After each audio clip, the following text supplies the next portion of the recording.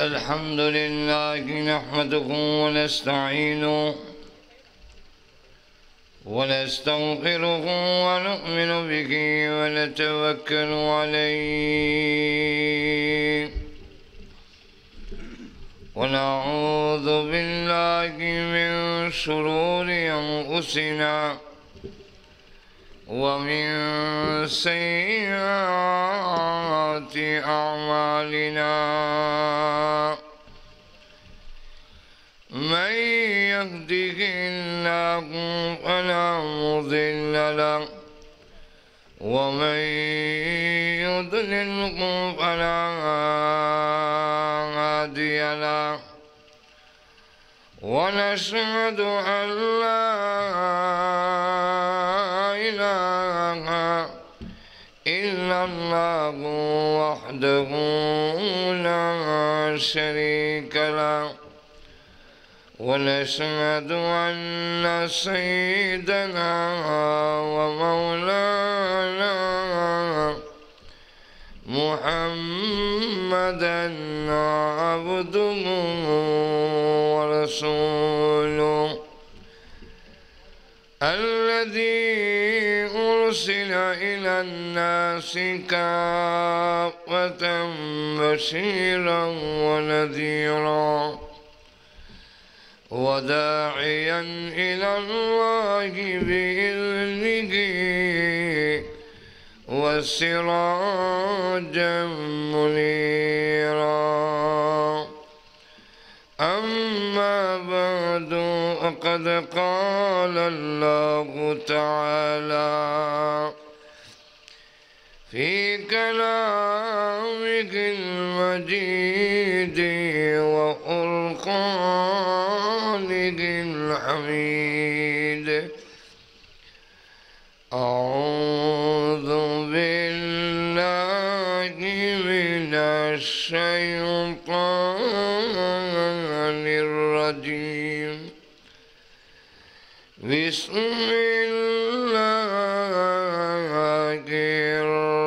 الرحمن الرحيم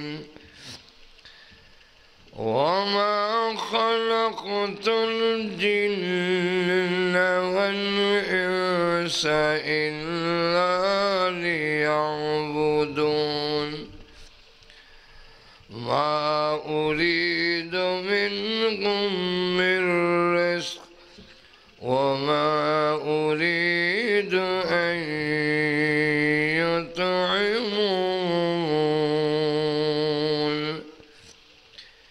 إن الله هو الرزاق ذو القوة المتين صدق الله العظيم صلى الله على سيدنا ومولانا محمد وعلى آله وأصحابه وسلم صلى الله على سيدنا ومولانا محمد وعلى آله وأصحابه وسلم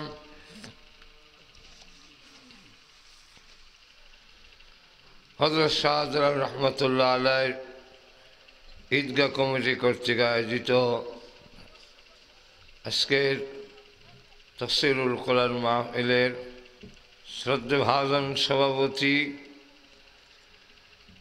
মুআজ্জাজ মুকাররম উলামায়ে কেরাম, উপস্থিত সমবেত প্রাণপ্রিয় মুসলমান ভাইয়েরা, পর্দার অন্তরালে অবস্থানরত অত্যন্ত শ্রদ্ধেয় মা বোনেরা, সর্বপ্রথমে সে মহান আল্লাহ পাকের দরবারে অসংখ্য গণিত শুকর আদায় করছি, যিনি অত্যন্ত দয়া করে আজকের তাফসীরুল কোরআন মাহফিলে গভীর রাত পর্যন্ত উলামায়ে কেরামের কাছ থেকে কোরআন হাদিসের আলোচনা শোনার মতো সুযোগ দিয়েছেন, শরীক হওয়ার তৌফিক দান করেছেন।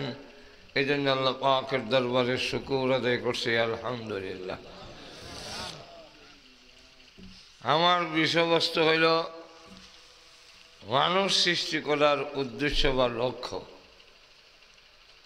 আল্লাহ এই মানুষ জাতি কেন সৃষ্টি করলেন,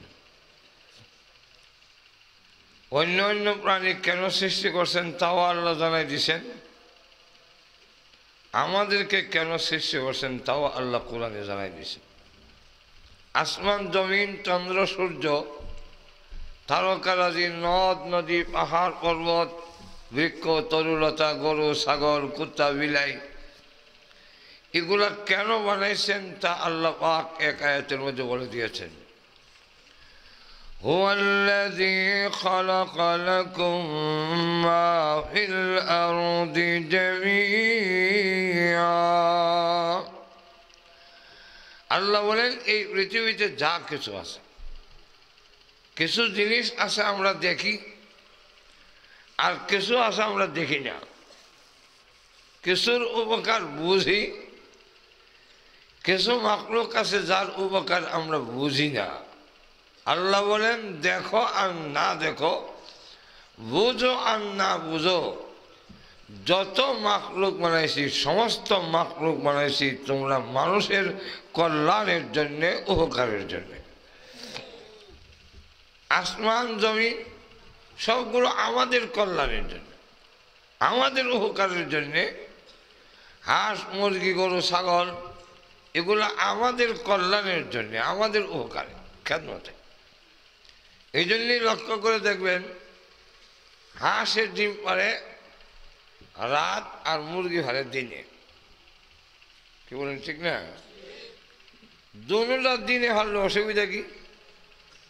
একটা রাত আর একটা দিনও কেন? হাঁস মুরগি তো বানাইছে আমরা খেদমত করতে। এখন হাঁস তো দিনে পুকুরে থাকে, পানিতে থাকে, খালে বিলে থাকে। এখন ডিম যদি দিনে হারার আল্লাহ সিস্টেম দিত তাহলে এরার ডিম খালে বিলে যাইতো, আমরা খাবার নসিব হইত। এর লেগে আসছে কইছে রাত উগার তলে হারিস।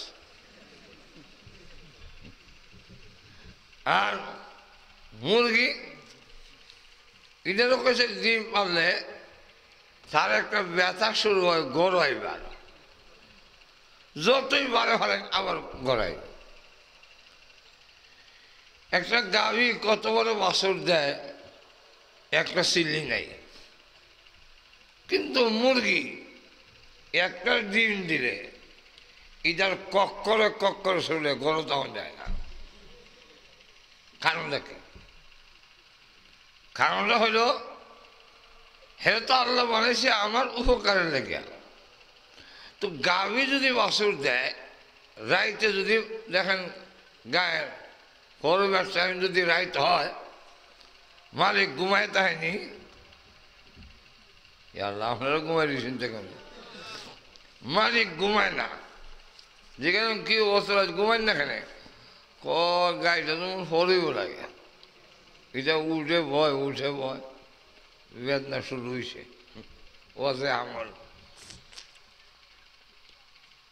তো দেখবেন মালিককে বাড়তি লইয়া বাহ গায়ে বাসন দিব, যদি না থাকি ও তো উইয়া হইলে মারলে বলে কুত্তা লই দিব। তার বাসনটা যাতে নষ্ট না হয় বাড়তি লইয়া বোয়া। কিন্তু মুরগি একটা ডিম দিব, ওইটার লেগে কেউ বাড়তি লইয়া বোয়া, তাই না? খেয়ালও করে না। এর লেগে মুরগি কয় আমার এই 10 টাকার ডিম খেয়াল নাও থাকতে পারে। এটা এক জায়গায় সিভার মধ্যে ডিম পাইয়া কক করে কক কয়া জানাই দেওয়া যায়। তুমি যদি খেয়াল না করো তোমার লেগে যে একটা ডিম পাচ্ছি এটা বলে বিলাই খাই দিব।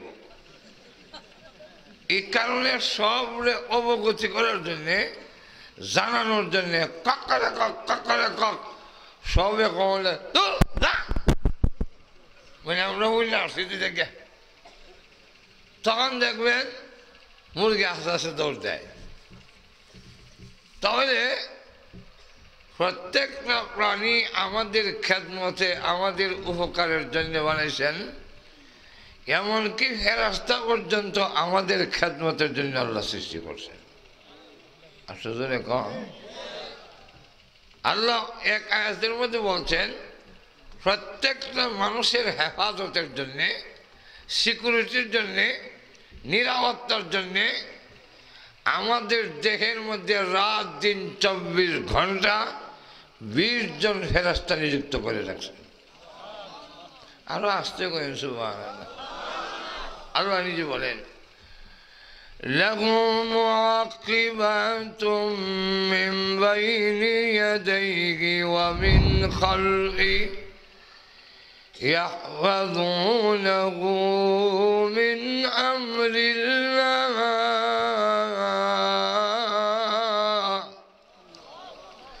আল্লাহ বলেন তোমাদের সামনে পিছনে ডাইনে বামে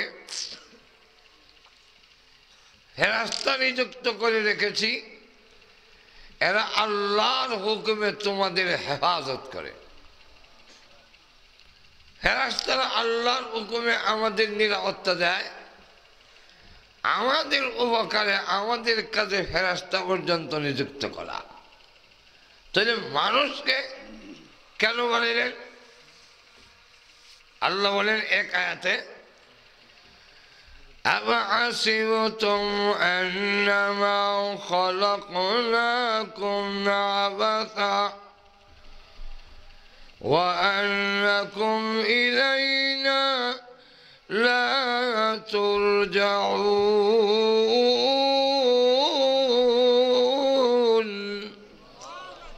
আল্লাহ বলেন তোমরা কি মনে করছো অনর্থক অকারণে নিষ্প্রয়োজনে তোমাদেরকে সৃষ্টি করা হয়েছে? অবশ্যই না। কেন বানাইলেন? এই জবাবে আল্লাহ পাক মানুষ বানাবার উদ্দেশ্য কি, মানুষ বানাবেন যে আল্লাহ তার লক্ষ্য উদ্দেশ্য কি, তা ওই আমার তেলাওয়াতকৃত আয়াতে বলে দিয়েছেন।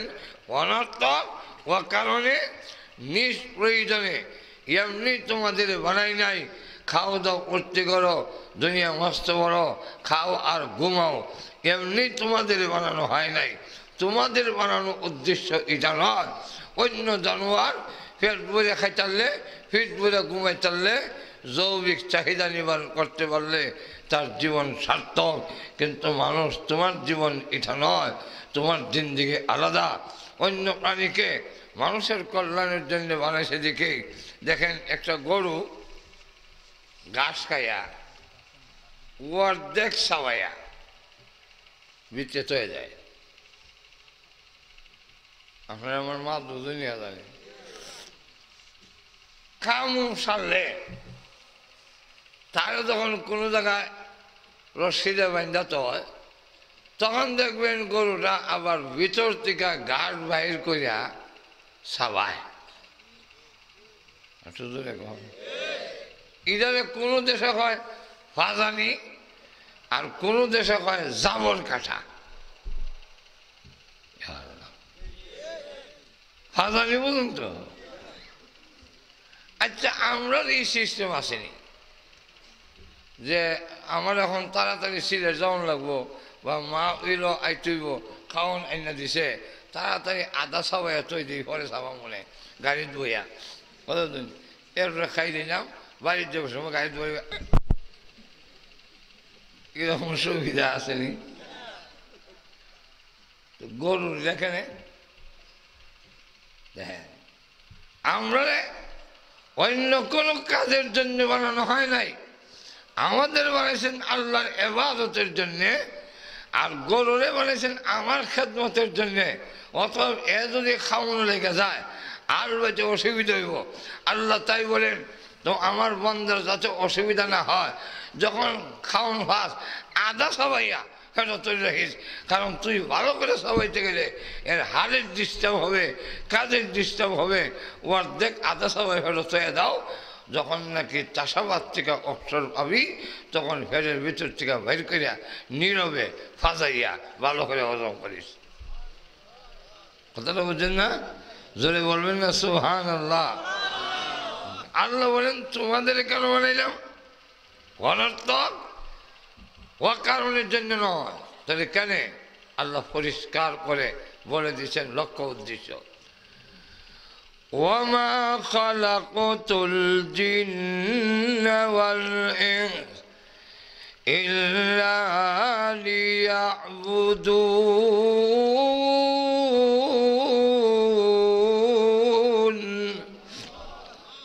মানুষকে আমি বানাইছি একমাত্র আমার দাসত্ব গোলামি করার জন্য, আমার ইবাদত করার জন্য। মা উরিদু মিনহুম মির রিজক ওয়া মা উরিদু আন ইউতঈমুন।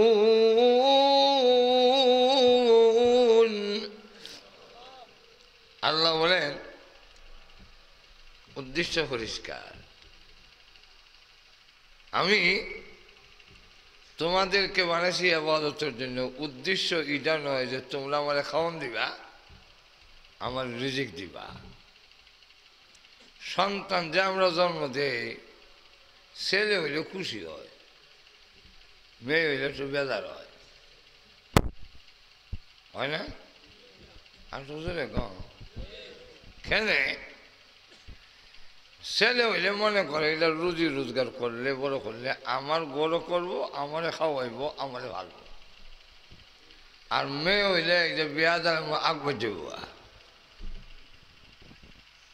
কথাটা বুঝেন না?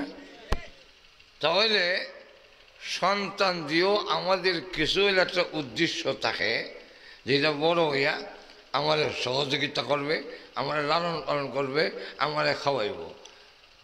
আর এক শ্রেণীর লোক আছে মূর্তি বানাইছে, আর মূর্তি বানাইয়া মূর্তিরে খাওয়ান দেয়, ডিম দেয়, কলা দেয়, দই দেয়, চিরা দেয়, খই দেয়, মই দেয়, দিয়া ভগবান খাও। ঠিক কিনা? তাহলে হেরা বন্ধ হইয়া খুদারে খাওয়ান দেয়। আমার কথা বুঝেনি কিছু হা না কয়ে। যারা মূর্তির পূজা করে এরা তো মূর্তির বন্ধনা নেই, শুধু মূর্তির বন্ধ হইয়া তারা খুদা যে মূর্তি খারা ইদারে খাওয়ান দেখো ভগবান খাও। আল্লাহ খণ্ডন করে কয় আমি এমন আল্লাহ তোমরা বানাইছি, তোমাদের কাছে খাওয়ানো চাই না, রিজিকও চাই না, বরং আমি মহান আল্লাহ তোমাদের খাওয়ান দেই। আর শ্বশুরে খান আর হেরা ভগবান খাওয়ান দিয়ে ভগবান খাও। ভগবানে খাইতে করছি গা খাওয়ানো কুত্তা মুত্তা দিলে নাও করতে পারে না, বুঝলে? হ্যাঁ কুত্তা আমার খাওয়ানো মতিস না। রসুলের সামনে এক বেলাইছে এক মূর্তি লইয়া, মূর্তির একটা আধ ভাঙ্গা। তো রসুল বলেন ইধার আধ ভাঙ্গা কেন? আমি ভাঙছি। যে আস্তাগফিরুল্লাহ, চিন্তা হলো কেমন বন্ধ হইয়া খুদার হাত ভাঙিয়ে দিয়েছে। বন্ধ হইয়া খুদার হাত ভেঙে দিয়েছে। কেন লেগে মাংস ভাঙ্গার কারণ হইল আমি একদিন তার এত সবসময় চলাফেরা করি, ভগবান খুদারের সাথে রাখি। তো একদিন হিসাবে ধরছে, ভাবলাম খুদারে লইয়া কেমনি হিসাব করতাম। তো একটা গাছের সাথে নিয়ে ধাক্কা ধরতেছি, আমি খুদা তো খালুই টানে না।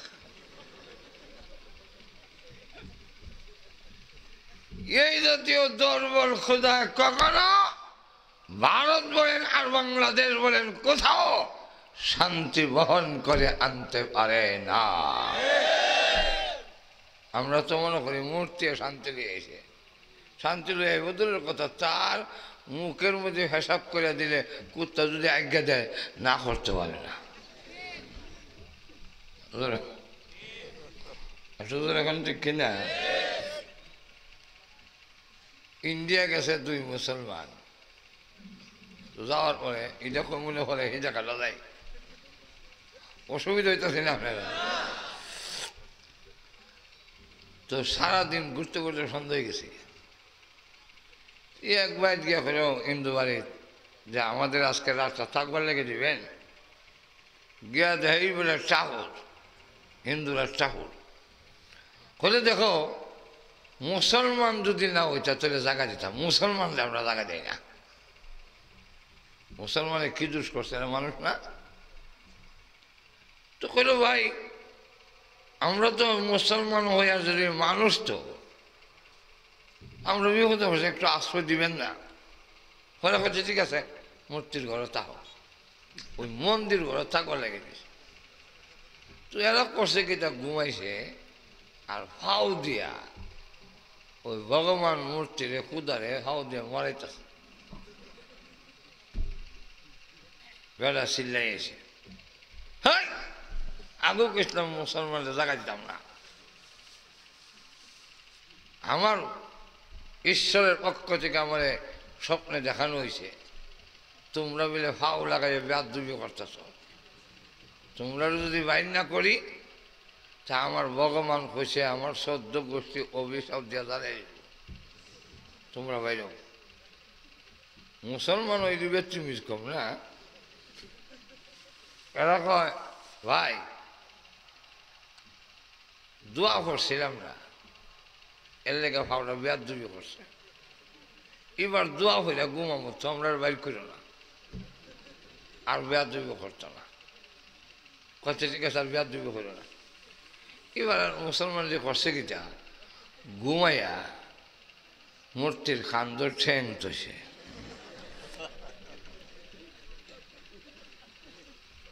এখন আবার কতক্ষণ করে চিল্লাই গেছে, হে মুসলমান বাইরা, তোমরা না করছিলাম আগে জায়গা দিতাম না।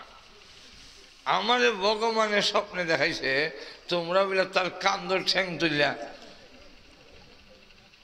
বেয়াদবি করছ, তোমরা যদি বাইর না করি আমার ১৪ গোষ্ঠী সহ জ্বালাই দেব।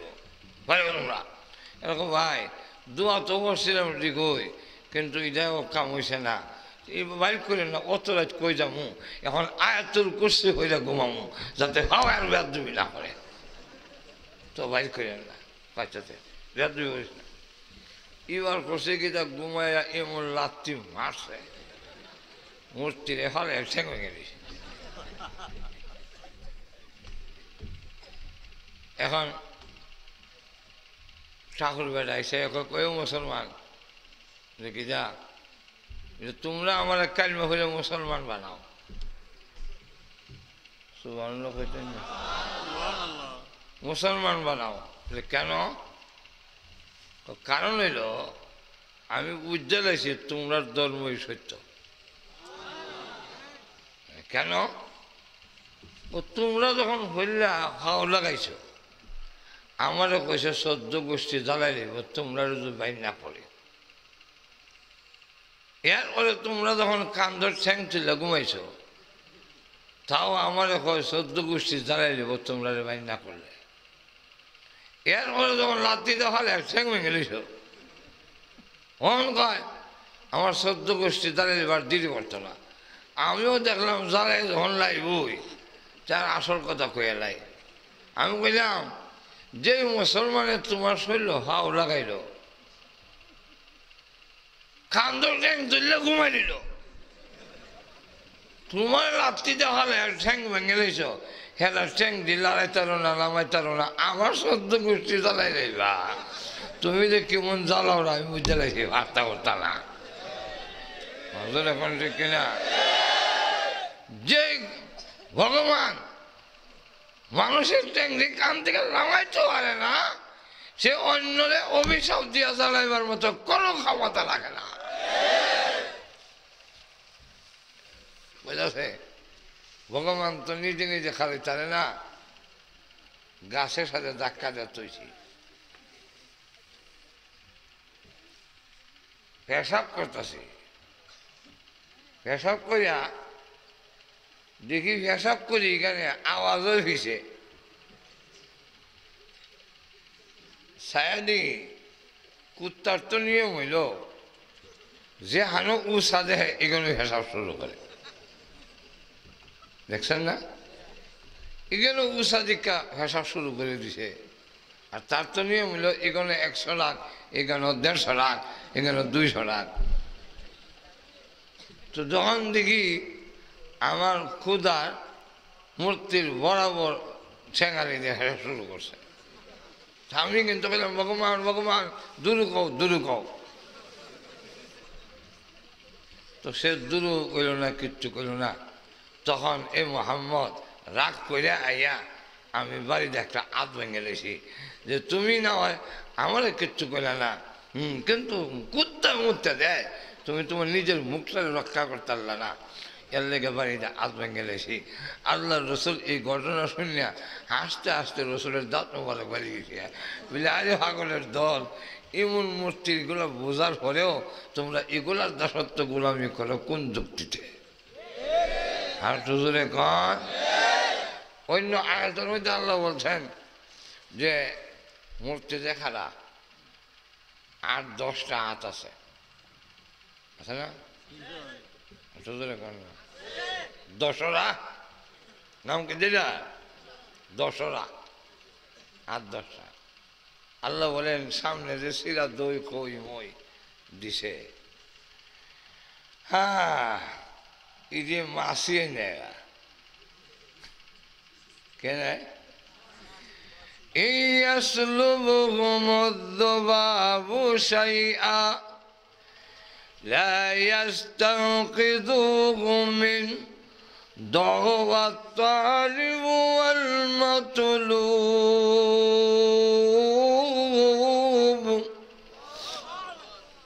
মাসিয়ে চিন্তাই করে নেয়, তাও চুরি করে নেয় না। মাসে দেখবেন আইবার সময় আওয়াজ দেয় বন, এর অর্থ ক্ষমতা থাকলে আমার হাত খাও, কিনা খাইয়া আবার যায় সময় ভন জায়গা কেতা করে লিছ, তোমার খাওয়ান আমি খাই লিছি, ঠিক না? তো লক্ষ্য করে দেখেন আল্লাহ রাব্বুল আলামিন বলেন যে মানুষকে আমি অনর্থক অকারণে নিষ্প্রয়োজনে বানাই নাই, একটা উদ্দেশ্য বানাইছি।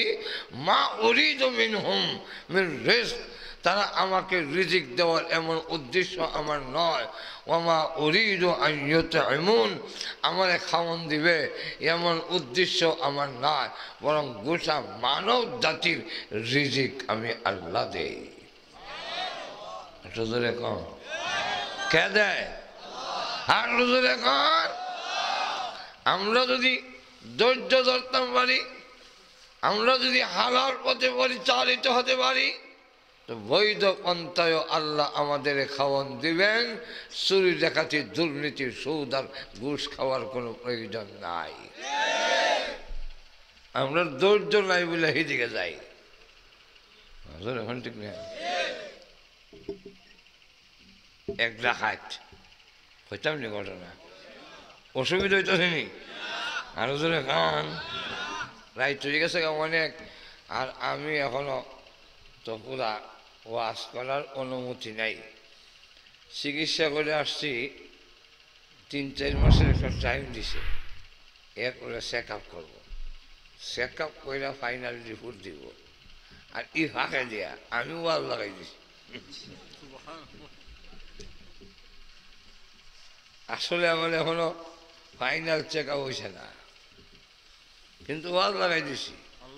আর নাও করতে পারি না, অনেকে যাই করে যাই করে, এখন আর বেশি যাওয়ান লাগে কথা না। একবার কইলাম যে না আমি পারতাম না, অসুস্থ, আমি পারতাম না। আপনার লেগে রোজা রাখছি, রোজা রেখে কত খান্ডা খাটি করে দোয়া করলাম, আর এখন কিছু ভালোই আইসেন, বেড হয়ে গেছেন, এখন না করে দে।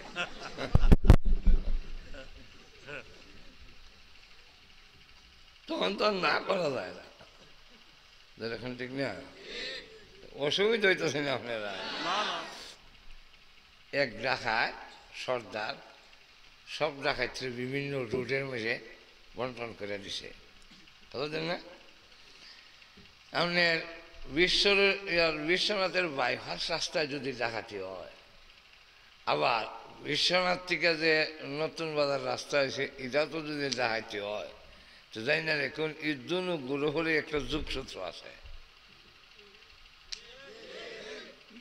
এখন আমরা আমরা ঠিক করতাম, আমরা কি সাহায্য করছি না দেখছি?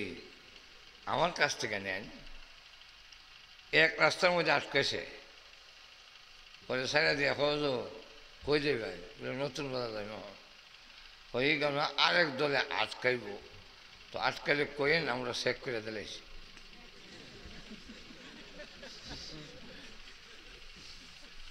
তাহলে বোঝা যায় এখানে যে আরেক দলে করতেছে হিজাও হেরা জানে না, সব ডাকাত বন্টন করে দিয়া ইরাকের কুর্দিস্তানে দোস্তার রাজ সব ডাকাত ছেড়ে দিয়া দেখা যায় সর্দার যে সে এক জায়গায় দাঁড়া রয়েছে, হঠাৎ করিয়া চিৎকার শুরু করছে। ডাকাতের যে একটা মুখোশ আছে, এটা চাইনা চিন্তাছে, হাত থেকে তরবারি ফেলে দিছে আর বলতেছে, প্রভু আজ থেকে ওয়াদা দিলাম আর জিন্দেগিতে আমি কোনোদিন ডাকাতি করব না। হে বাবু, মেহেরবানি করে আমার জিন্দেগির গুনারে মাফ করে দাও। আল্লাহ গো, খালিশভাবে ওয়াদা দিলাম আর জিন্দেগিতে কোনোদিন ডাকাতি করব না। তার চিৎকার শুনিয়া সব ডাকাত দলাইছে, আর কি দাঁড়িয়ে উস্তাদের আবার দলিয়েছে না, এটা আয়া দেহে মুখোশ টাই না চিৎকাছে, তওবা করে। উস্তাদ হঠাৎ করে যে তওবা করলেন, কোনো ফেরস্তা আইছি না, কোনো ফির আউরি আইছি শাহজাহানের সাহাবারা না? কেন? দেখ দুইটা খেজুর গাছ, ওই দেখ একটা জিতা আর একটা মরা, আর ইরাকের খেজুর গাছ আট দিয়ে খেজুর লাগানো হওয়া যায় কোন কাছে, বুঝলেন না? আমরা দেশের না কুড়া দিয়ে লাগানো হওয়া যায় না।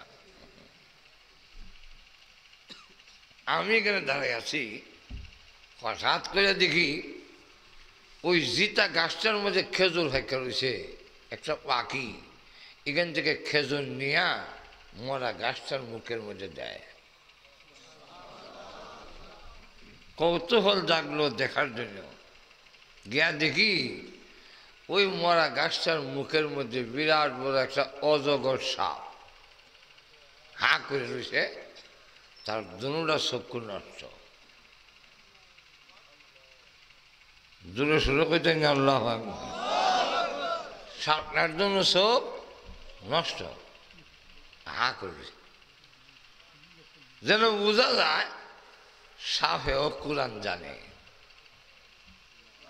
কোরআনে কি আল্লাহ বলছেন, وَفِي السَّمَاءِ رِزْقُكُمْ وَمَا تُوعَدُونَ।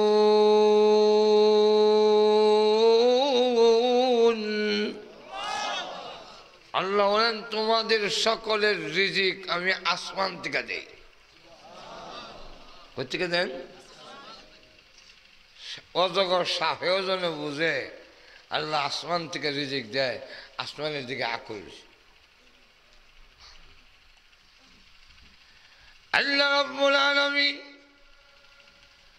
ওই সাপের মুখে খাবার সাপ্লাই দেওয়ার জন্যে একটা বাকি না ঘুমাইয়া জিতা গাছ থেকে এক একটা করে খেজুর পেড়ে সাপের মুখের মধ্যে নিয়ে ছেড়ে দেয়। এই দৃশ্য দেখে আমার ভিতরে অনুশোচনা এনেছে, আমি মানুষ, আমার খাবারের জন্য আমি কেন ডাকাতি করব, কেন অবৈধ পন্থায় রুজি করব? একটা সাপের মুখে খাবার যদি আল্লাহ বাকি দিয়া সাপ্লাই দিতে পারেন, তাহলে আমি কেন ডাকাতি করব? বৈধ পন্থায় কি আল্লাহ আমার খাবারের ব্যবস্থা করতে পারেন না? তাই আজ থেকে তওবা করলাম, আর জিন্দেগিতে কোনো দিন ডাকাতি করব না। তখন তার অনুসারী ডাকাতিরা হয়, আমরাও তওবা করলাম আর ডাকাতি করতাম না। এই ঘটনা থেকে বোঝা যায় নেতা ভালো হইলে অনুসারীরা ভালো না হইয়া পারে না। আর নেতা যদি সুর হয়, আশেপাশে সুর হইব। হ্যাঁ কয়, আপনি যদি ডাকাতি না করেন আমরা করবো না, কারণ কামান দেওয়া যায়, এটা তো বড়।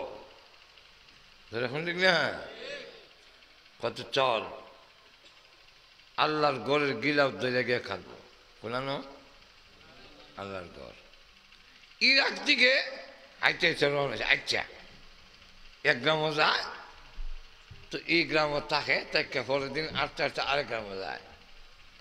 রোয়ানা দিছিল গরমের সময়, রাস্তার মধ্যে শীত আইছে, প্রচন্ড শীত, কাপড় নাই। এমন উস্তাদ, ও উস্তাদ, ওই যে লোকজন রাস্তা দিয়া যায়, জাম্পার মাপলার আছে, অনুমতি দেন গলার চিকাদা লই আই। আরে তওবা করছে, তো অনুমতি দেন ঘর থেকে লই আই, লে হার কমলি লই কয় তওবা করছি না আর এগুলা করবো না। তওবা তো করছি, ওই মরে গেল গো তওবা, শীত মরুম তখন। সর্দারে কয় মরতে পারি, তওবা ভঙ্গ করতে পারি না। আল্লাহর বিধান হলো 3 দিন। এখন কয়দিন? 3 দিন হলে দেখে এক বুড়া বিড়ি লাড়ি বর দিয়া দিয়া এই কাফেলার কাছে আইছে, আইয়া সর্দারের নাম ধরে রাখে, এমুক নামে কেউ আসনিও। সুবহানাল্লাহ। সর্দার বাড়ি আইছে, মা ও মা, জিন্দেগিতে এই গ্রামে আমি ডাকাতি করি নাই। মাগো, এই গ্রামে আমার কোনো আত্মীয় নাই যার সূত্রে আমার নাম জানবেন। আপনি আমার নামটা কেমনে জানলেন? মহিলা ডাকতে বলে, যুবক রে, আমার কাছে শীতের কাপড় আছে, কারে দিলে বেশি সওয়াব হবে এই নিয়ে বড় পেরেশান ছিলাম। গত রাত্রে স্বপ্নে দেখি আল্লাহর নবী রাহমাতুল লিল আলামিন আমাকে ডেকে বলছেন, বুড়ি গো, তোর বাড়ির কাছে একটা কাফেলা আছে, তাদের সর্দারের নাম অমুক নাম, ওই সর্দারের হাতে তোর শীতের কাপড়গুলো পৌঁছাইয়া দিবি।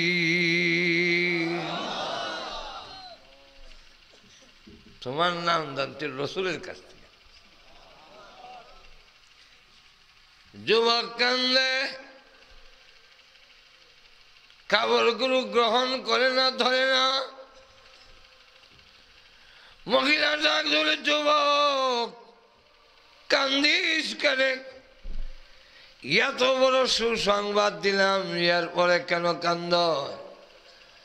যুবক ডাক বলে, মাগো ও মা, আমি তওবা করার সময় ওয়াদা করেছিলাম, কেউ হাদিয়া দিল আর নিব না। জীবনে বহু মানুষের তাকাইছি, আর খাবো না।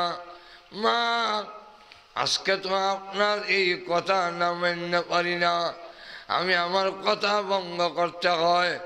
আমার কথা ছিল কারো হাদিয়া গ্রহণ করব না, কিন্তু আপনার হাদিয়া ফেরত দিতে পারি না গো। আল্লাহর নবী যেখানে বলেছেন, এতে বোঝা যায় আমার মতো গুনাহগারের তওবা কবুল হয়ে গেছে।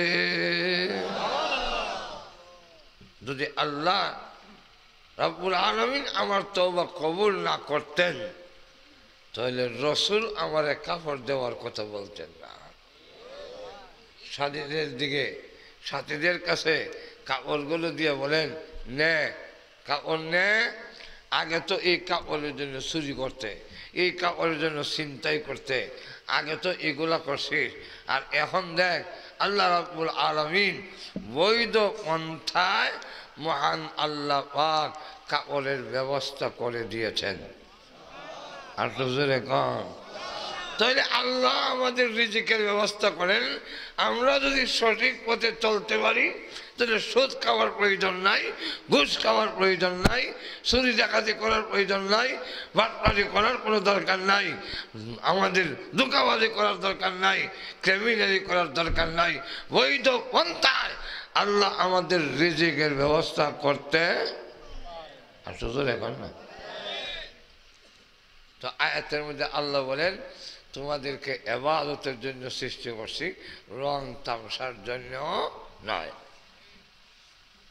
এরপরে বলেন, ওয়া আন্নাকুম ইলাইনা তুরজাউন।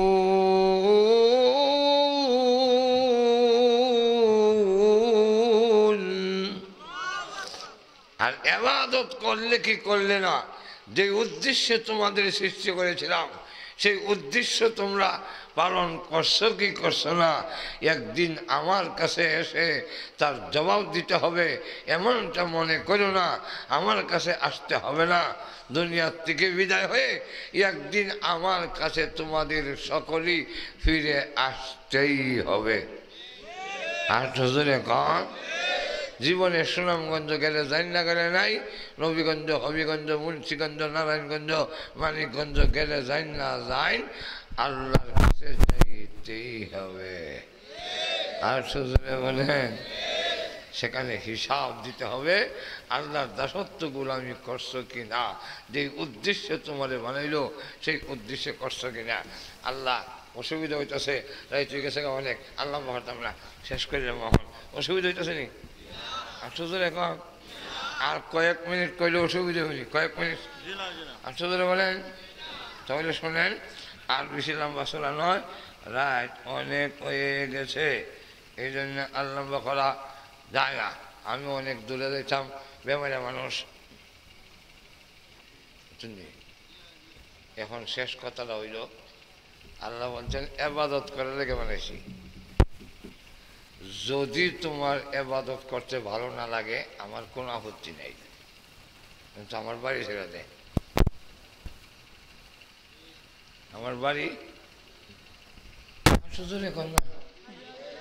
হ্যাঁ, বুঝেন নাই, বুঝেন নাই মনে হয়। আল্লাহ বলেন, আমি তোমাকে আমার ইবাদত দাসত্ব গোলামির জন্য বানাইছি।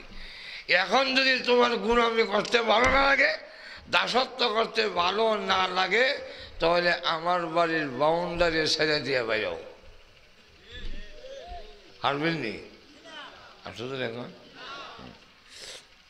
আব্বা কইছে কলে, কালু কেসের আইল যা খাটিস, নতুন বাজারের দোকান আছে, ভাত নিয়ে যাইস, আর গরুরে গাছ দিস। আমি সুনামগঞ্জ জায়গা শুনি, আব্বা এই অর্ডার দেওয়ার অধিকার আসেনি না নাই? কেন? জন্ম দিছে, খাওয়াইয়া বড় করছে, ঠিক না? আব্বা বাড়ি থেকে যাওয়ার পরে হ্যাঁ জুতা মোজা লাগাইয়া গেছে গা,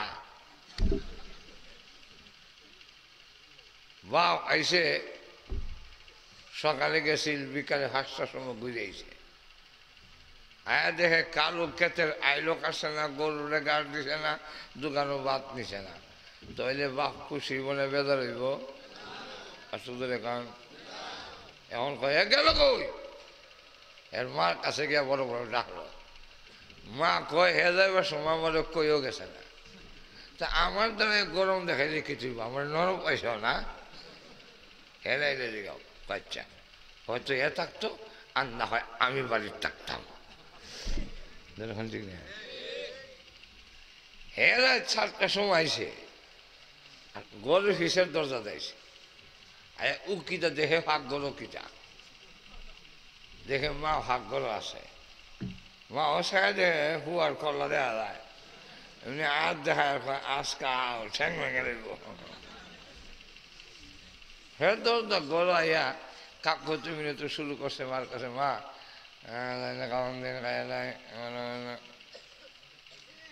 মা মনে করছে হের বাপ যে রাগো যদি হয় তো খল্লা হরে এর থেকে খায়া যাগা রাগটা ঠান্ডা হইলে যা হইব বলে খালি খাইতে হয়েছে আল্লাহর কি মর্জি বাপ হোক ঘুরতে ঘুরতে হাত ঘোরাই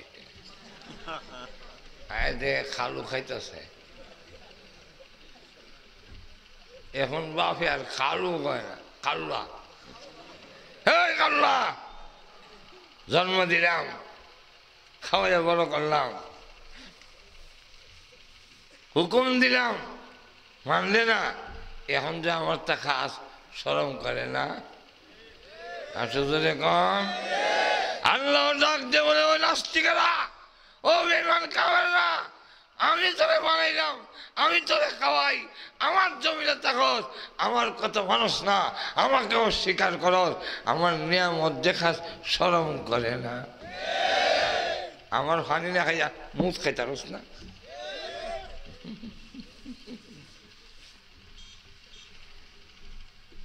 রাগ দেখা যে সন্তান আমার কথা মানে না হে আমার বাড়িতে তাহলে অধিকার নাই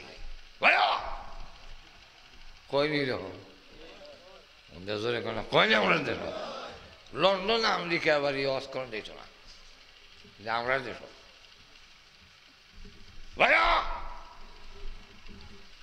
এই কথা কইলে আমার তো যাইবার জায়গা নাই তখন দেখা যায় আমরা কি করে জানিনি আমরা উদ্দেশ্য হইল ইটা বাপের দমক দেওয়ার উদ্দেশ্য হইল সন্তান সারেন্ডার করব কিন্তু সন্তান যে কুসন্তান এ দ্বারা গাউরা গার তেরা হইলে কয় তোমার বাড়িতে না থাকলে দেশ আর জায়গা নাই দেশকে বেরিয়ে মা কয় ই বয়সে কিছু এরকম করে এর লেগে বাচ্চা বাইর করে যেমন লাগে বাপে কয় এর যে বাচ্চা বাড়ি যাবো আমি কি মনে করছিলাম আমি তো মনে করছিলাম সারেন্ডার হইব মাফ করে দেব এখন ঠিক না আল্লাহ বলেন বাইর হও উদ্দেশ্য বাইর হওয়া না আল্লাহর উদ্দেশ্য হইল আমি যখন বলবো বাইর হও বন্দা তখন আমার কাছে সারেন্ডার করবে তওবা করবে আমি তার জিন্দিগির গুনাহ মাফ করে দেব কিন্তু বন্দা যে গাওরা বন্দা গাওরা বুঝেননি কার কুলে এখন কয় কাগজ সবর দাও পাঞ্জাবিটা দাও আর সাথীরা দাও দেখি কই গেছে রাস্তাত গিয়ে কই রে কই খুঁজব তো বিয়ার আগে রাগ করে বাড়ি থেকে গেলে নানার বাড়ি আর বিয়ার পরে রাগ করে গেলে শ্বশুর বাড়ি পইলা খুঁজন লাগে দেখি এর নানার বাড়ি গেছে গিয়া দেখে ঠিকই নানার বাড়ি এখন বাপে আবার ধমক দেয় বাড়ির যেত এ কাল্লা খাওয়াইয়া বড় করছি জন্ম দিছি ধমক দিছি সারেন্ডার করবার লেগা গার তেরা করে আইস আমার বাড়ি থাকতে না এখন যেখানে আইস এটা তো তোর নানার বাড়ি আর আমার যে শ্বশুর বাড়ি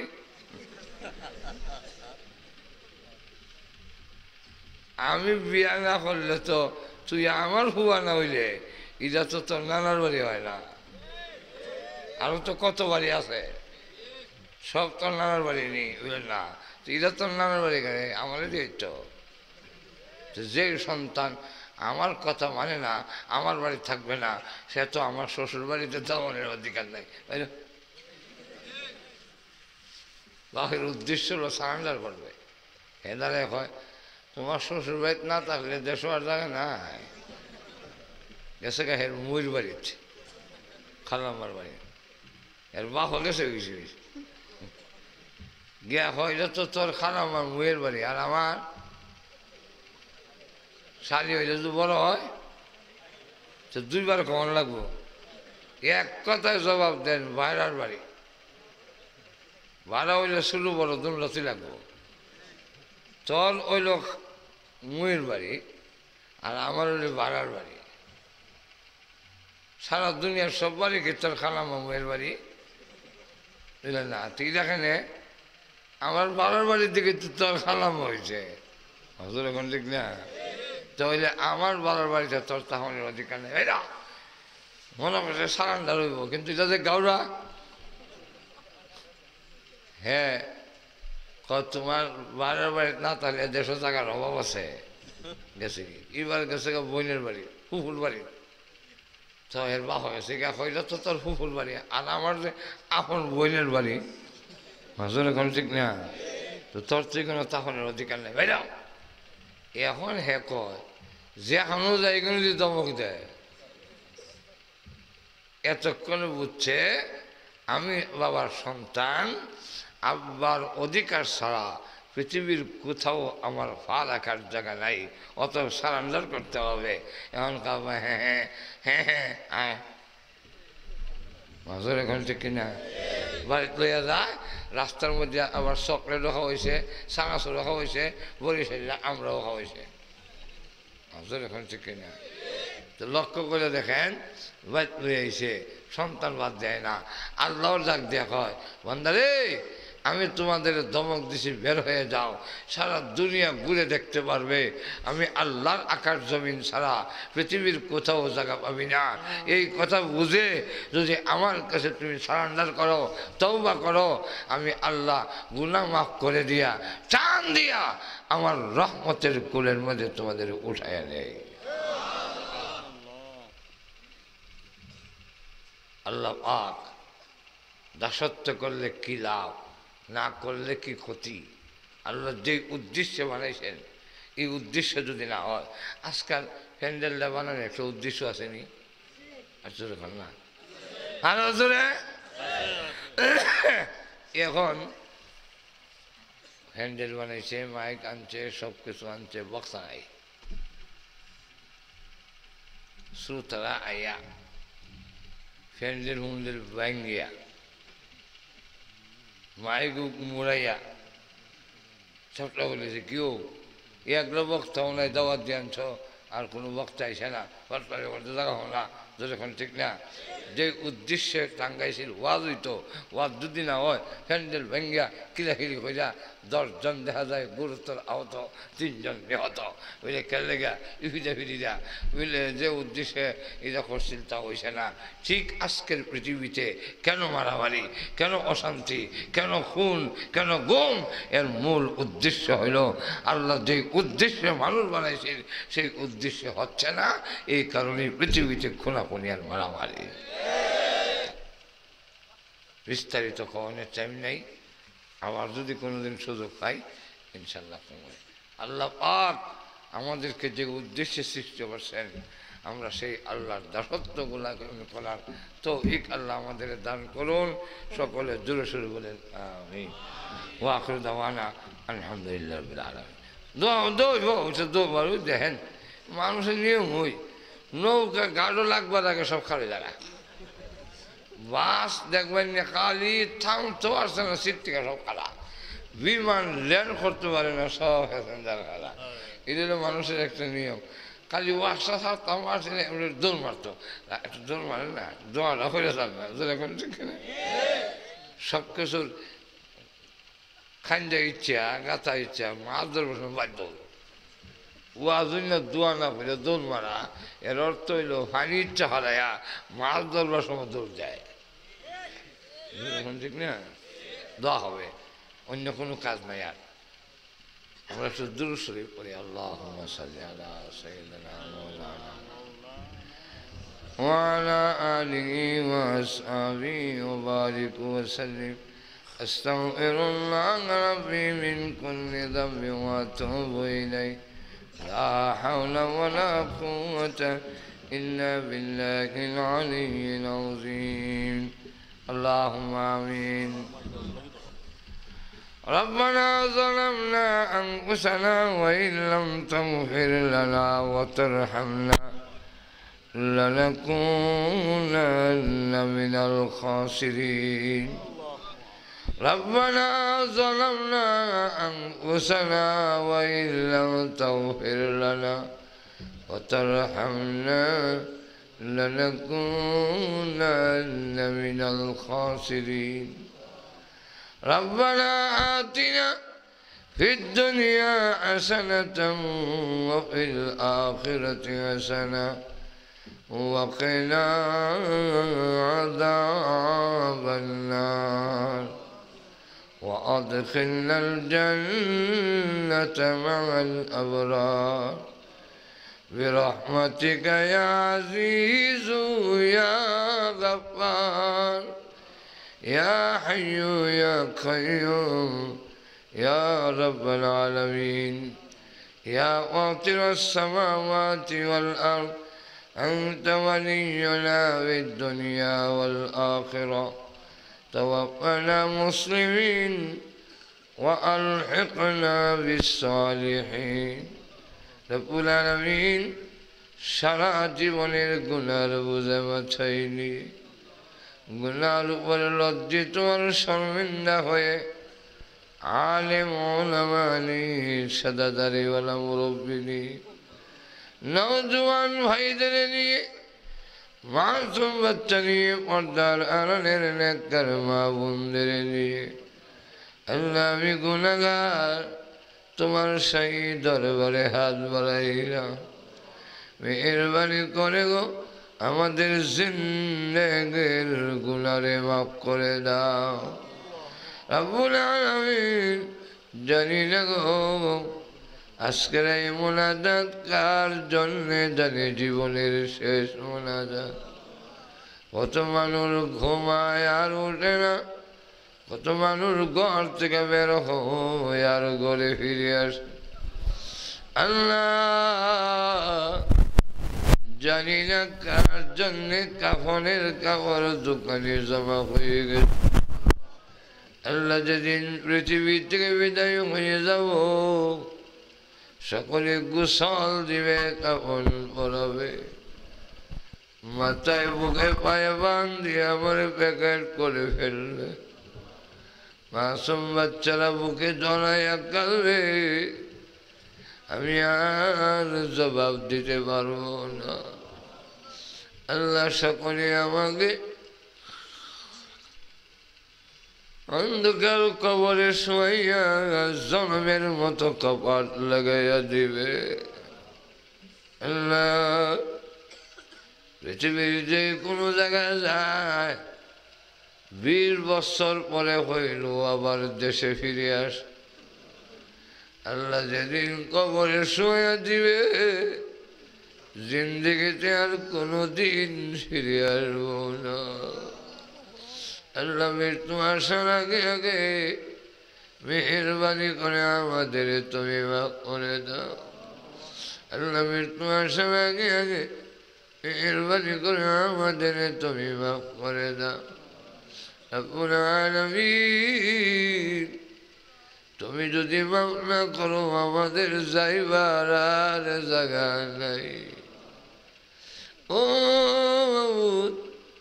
দুনিয়াতে দেখেছি ছোট সময় দুষ্টামি করলে ভাইয়ারা আমারে ঘরে ঢুকতে দেয় না আব্বাও ঘরে জায়গা দেয় না সন্ধ্যা হয়ে গেলে ঘরের পিছনে দরজায় গিয়ে মা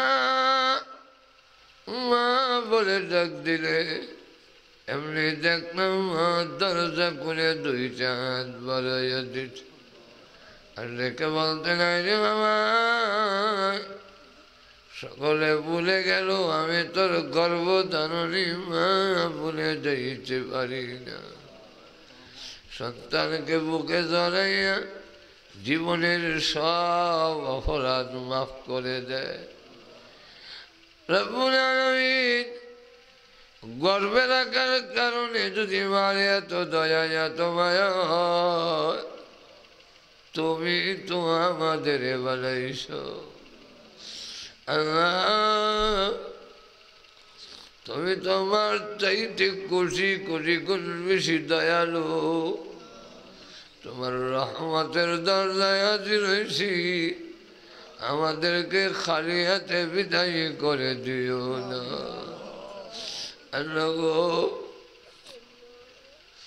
খালি হাতে আমাদের তুমি বিদায় করে দিও না আল্লাহ। আমরা জানি আমরা নিব কারাম আল্লাহ, কুকুরের চাইতেও আমি আরো বেশি নিব কারাম।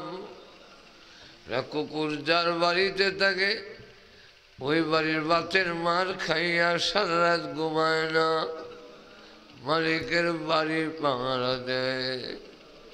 আর আমরা তোমার অসংখ্য গণিত নিয়ামত খাইয়া গুনাহ করে করে জীবন বরবাদ করে দিয়েছি আল্লাহ। তুমি মেহেরবানি করে আমাদের জিন্দেগির গুনাহে মাফ করে দাও। আমরা যে যে উদ্দেশ্য তৈরি প্রত্যেকের নেক আশারে পূরণ করে দাও। আমাদের মধ্যে যারা অসুস্থ সুস্থ করে দাও আল্লাহ। আমাদের আল্লাহ আওলাদ গুলোর নেককার দিনদার পরেজগার বানায়া দাও।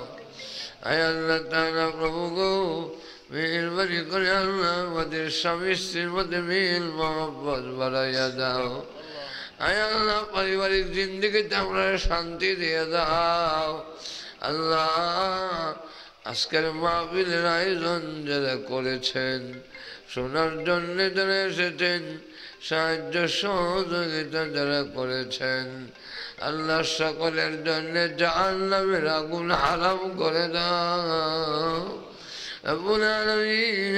আল্লাহ তাআলা আজকের মাহফিলের জন্য আল্লাহ আমার ভাই লন্ডন থেকে এসেছেন, আজকের মাহফিলের সভাপতি আল্লাহ, অনেক পরিশ্রম করে মাহফিলের আয়োজন করেছেন আল্লাহ। লন্ডন থেকে সাইফুল ইসলাম বারবার কল দিয়ে আল্লাহ মাহফিলে হাজির হওয়ার জন্য চেষ্টা করেছেন আল্লাহ। দেশ বিদেশ থেকে সাহায্য করেছেন রব্বুল আলামিন। এই মাহফিলে তো গভীর রাত পর্যন্ত তোমার যেই বান্দারা আরামের বিছানা ছেড়ে দিয়ে ঠান্ডার মধ্যে বসে আছে আল্লাহ, এদের কাউকে জাহান্নামের আগুনে জ্বালায়ও না। সবার জন্য জাহান্নামের আগুনে হারাম করে দাও রব্বুল আলামিন। সারা বিশ্বের মুসলমানদের এক আর এক বানাইয়া দাও। আয় আল্লাহ তাআলা, নির্যাতিত মুসলমানদের সাহায্য করো আল্লাহ। বারবার রোহিঙ্গার মুসলমানদের সাহায্য করো আল্লাহ। ওই বড় বড় সভ্য জালেম বদ্দিশদের হাতে মুসলমানদের আর মায়ের খাওয়াইও না আল্লাহ। জালেমদেরকে হেদায়েত করে দাও।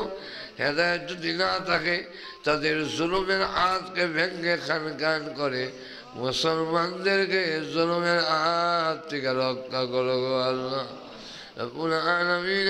আল্লাহ, এই এলাকার সবাইরে তুমি নামাজি বানাইয়া দাও আল্লাহ। এই ঈদগাহে কবুল আর মঞ্জুর করে নাও রব্বুল আলামিন। সকলকে এক আর নেক বানাইয়া দাও। আমাদের মধ্যে আল্লাহ যত মতানৈক্য আছে সব তুমি দূর করে দাও আল্লাহ। আমাদের পক্ষ থেকে লাখ কোটি দরুদ ও সালাম সোনার মদিনা পৌঁছাইয়া দাও। যত মুমিন মুমিনাত কবরে ঘুমায়া আছেন সকলের কবরের আযাব মাফ করে দাও আল্লাহ। বিশেষ করে আমরা রাত বানাই না আল্লাহ, আপনার মধ্য থেকে যাদের মা নাই আব্বা নাই, আপনার মা বাবার কবরে আযাব দিও না আপনার। ও মাবুদ, মার কথা ভুলতে পারি না। দুনিয়াতে আসার সময় কত নাতি মার কলিজায় মারছি, কত রাত গেল আমি আমার মারে ঘুমাইতে দেই নাই।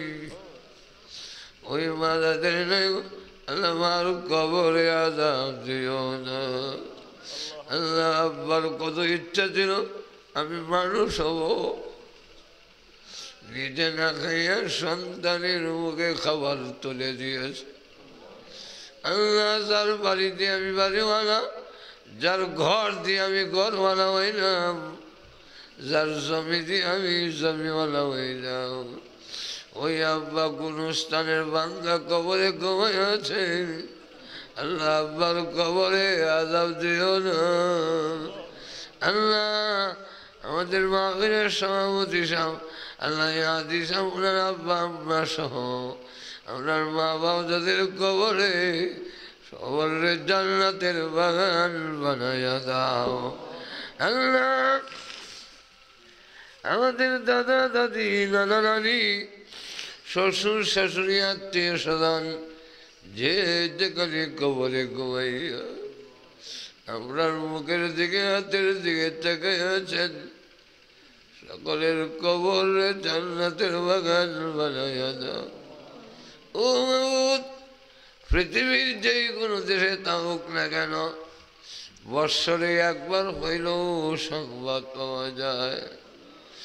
এখন তো এমন মুহূর্তের মধ্যে ছেলে উনে খবর নেওয়া যায়, 3.5 হাত মাটির নিচে আমরা আত্মীয় স্বজন ঘুমায় আছি, কত ঈদ যায়, কত আনন্দ যায়, আমরা যে তাদের কোনো খবর নিতে পারি না।